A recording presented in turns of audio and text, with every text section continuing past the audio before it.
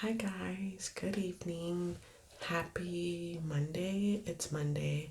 It's like 7 o'clock at night my time. I was gonna get in the shower, like literally, that's my shower. But I was like, oh, I haven't made a vlog today, and I try not to make videos on the weekends, just for future reference. I try not to unless I'm trying to like catch up because I didn't film one on the weekdays. Having two channels is like weird and I'm still not used to it, and I don't even know if I'm going to be like good at it, to be honest. But this is more like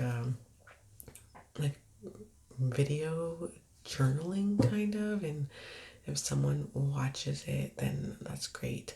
But what I really wanted to jump on here and talk about for a second was there's a new show on Netflix that I've been watching today called The Fall of the House of Usher. I think I'm saying it right. It was like I think an Edgar Allan Poe um, poem at first, and then I think it's become a play too, like all kinds of stuff. But if you're looking for something that's like dark and twisted and messed up and kind of scary and definitely like not safe for kids. Like not safe for kids. This uh show is a trip. It's all those things. Like um it's kind of got I guess kind of like American Horror Story vibes. So if you've ever seen any of those shows in the series of those shows, it's kind of like that. But it's filmed in a really interesting uh, way, but there's some gore and guts. I'm not gonna lie, but I don't have anybody in my life where I could be like, oh my gosh, this show is nuts. Have you seen it? Like, there's no one. It's sad, but there's no one in my life that I'm like, oh my gosh, like, are you watching something good? Are you watching something interesting? I do have a friend who watches documentaries like I do. So anytime there's like a new documentary that comes out, like on, Netflix or Peacock or Hulu or whatever, I'm like, have you seen this one? And she's like, no, have you seen this one? But um, when it comes to like a scripted show of some kind, there's no one in my life where I'm like, oh my gosh, did you see the most recent episode of whatever, fill in the blank? Like, there, especially creepy stuff. Like, there's no one in my life like that. My daughter is kind of getting into the creepy stuff, but she's like not even 11 yet.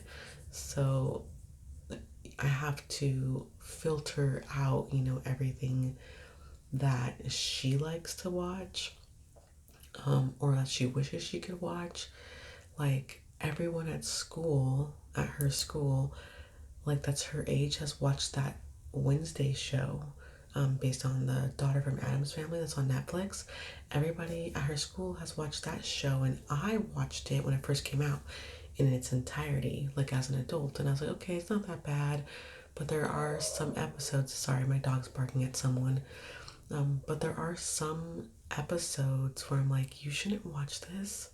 Like, you shouldn't watch this. But I told her, I said, you can watch it if it's with me, like I'm sitting next to you. You cannot watch it at night. And if it's a scene or episode that I don't want you to watch, then I get to veto. Like, I'm like, no, I get to veto. I don't know what my dog's barking at. Sorry, guys. My bedroom, my bathroom, like this wall right here is the front door. Like my bedroom faces out the front of our house. So this wall is my up to my bathroom is where my front door is, and she's barking at something. I'll be right back. Okay, I think I heard my husband or one of my kids close the door on her. But anyways, I told her she can't you can't watch something scary that I think might be scary for her. Because I think sometimes you forget, like, something might not seem scary to me or like to an adult because we're freaking adults. But you shouldn't let your kid watch something like I haven't even watched Squid Games yet. Please let me know, anybody who might watch this, if you've seen it, because I heard it's really like gory and pretty like nasty. But there's kids in second and third grade at my kid's school that talk like they know what Squid Game is because they've been allowed to watch it. And I'm like, is that's for adults, right? Like, I'm not trying to judge anyone's parenting, but I like it. This is like, honestly, like, I think about it even from like a selfish perspective. Like, I don't want to be woken up at 3 o'clock in the morning by my kids for a week because they watched something scary. So I haven't even seen it. So at least with Wednesday, I've seen it. I watched every episode, and I can sit there with my daughter. And to be honest, like, we watched the first 2 episodes together, and I'm just waiting for her to ask me if she can watch another episode, and she hasn't. So I'm like, oh, maybe she lost interest. I don't know. I don't know. But my husband and I recently watched the first Scream again. I told him I wanted to try and watch all of them before Halloween, but we only watched the first one. And we haven't watched any others, but it's fine. It's totally fine. Another show that I'm like really into that Netflix just picked up for like they just got like 2 seasons of it um is Ghost Hunters.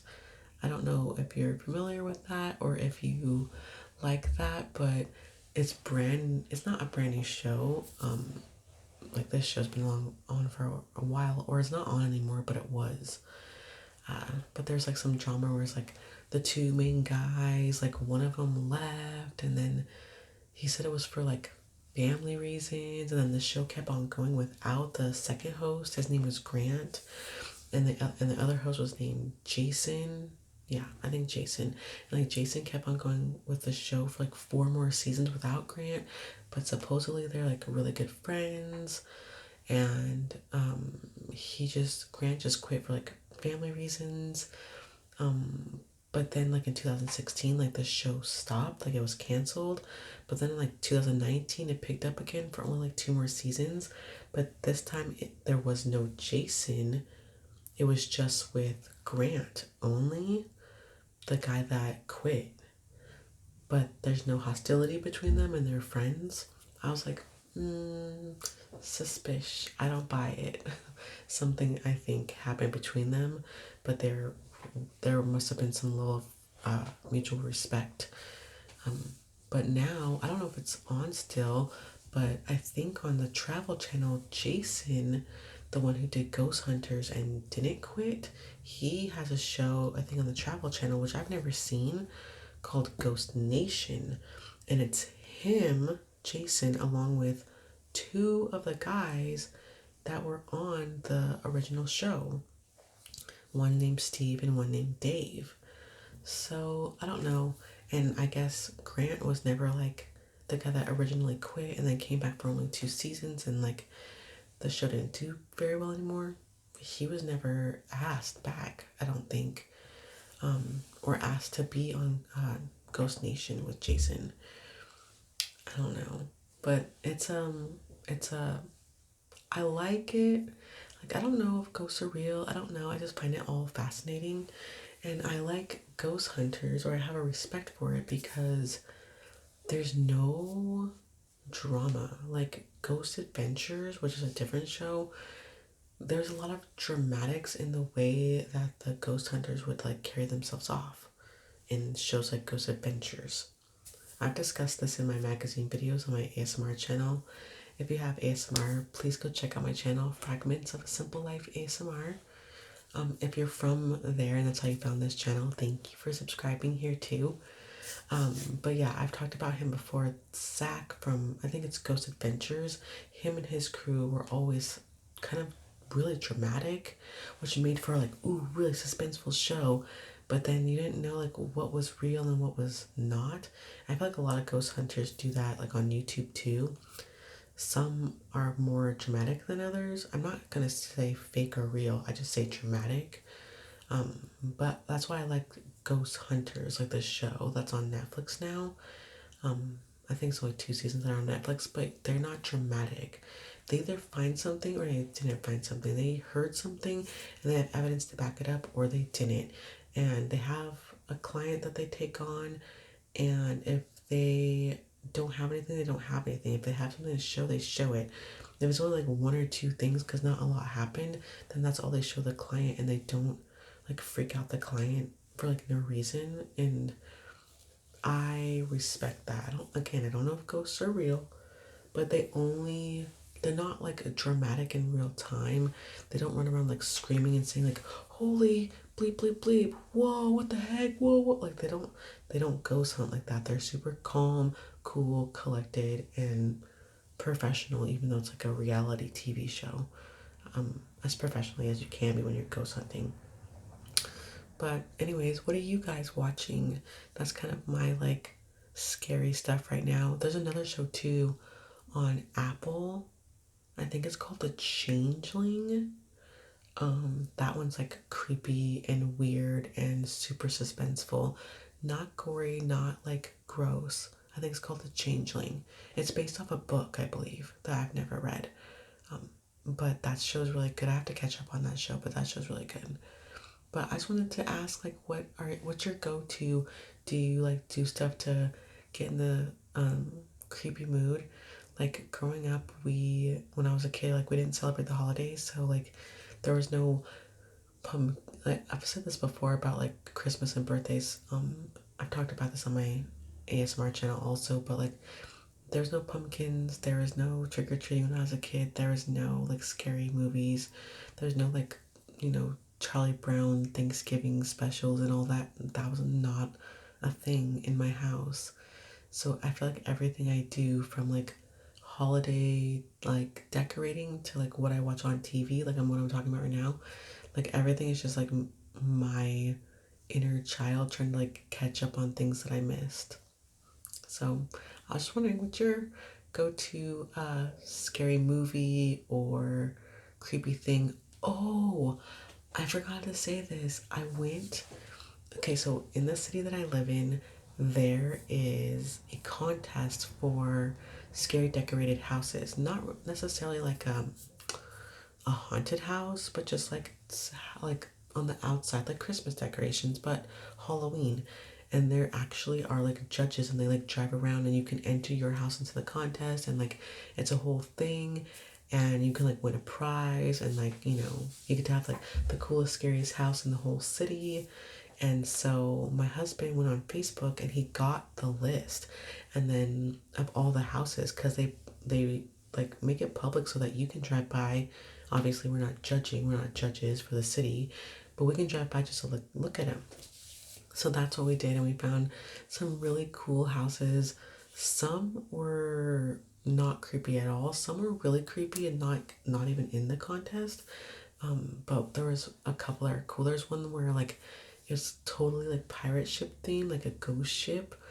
And there was like a big wooden ship in the yard, and it was like a breezy night last night where I live. So like the flags and the sails on the ship were actually like blowing in the breeze, and there was like skeleton like pirates like actually like in the ship and stuff, like they were like still in charge, and there was like uh buried treasure and like all this kind of stuff is really cool. And then there was another house where it was like just skeleton themes, and they had a huge like half body skeleton. I don't know if you guys have ever seen this before, but this was crazy. Like it was like from the torso up, half body skeleton, huge. I couldn't even give it dimensions.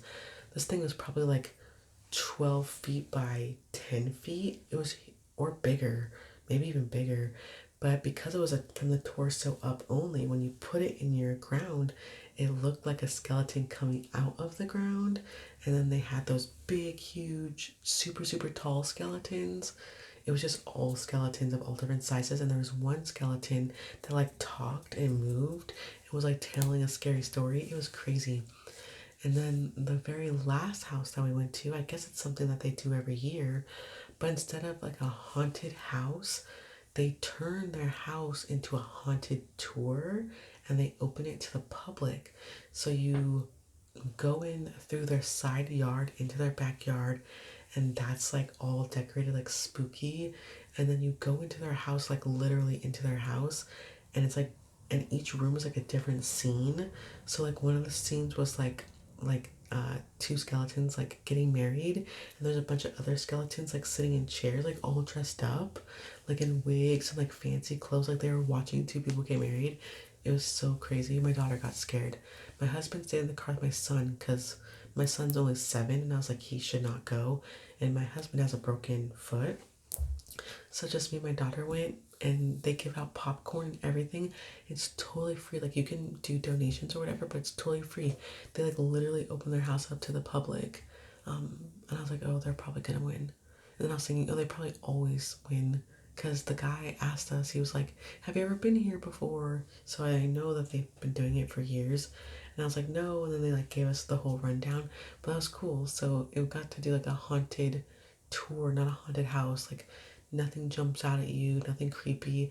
But they have like so many knickknacks and like decorations. There's a whole area that was just hocus pocus.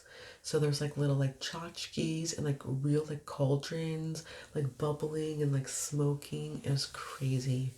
Like dedicated, dedication, nuts. But it was fun, fun and free. That's our favorite thing. But anyways, I should really go take a shower so I can go hang out with my family. I dyed my hair. I don't know if you guys can see. My hair's like dirty right now. Because you know they give you the like when you dye your hair yourself, it comes with a conditioner and it's supposed to give your hair like a lot of moisture. So my hair's like super shiny and oily right now. But that's the color.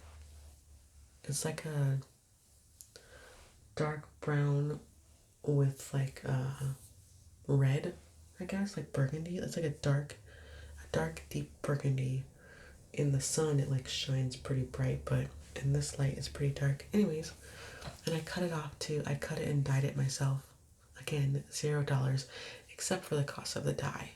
But it's by Garnier Fructis is the brand, and it's called acai berry. So I thought it was cute. But you know, menopause has made my hair fall out, so I wanted to cut it short, because if I cut it short, then I won't wear it up as much, and if I don't wear it up as much, then don't cause as much breakage. So I'm hoping I just gotta wash this conditioner out now. It wants to like stick to itself. But anyways, that's it for me, guys. I'm gonna go now and get in the shower. Thanks for listening to me, and please do not hesitate to like, comment, and subscribe if you're just randomly finding this video. But like I said, if you have ASMR, please check out my other channel, Fragments of a Simple Life ASMR, and I'll see you next time. Bye, guys.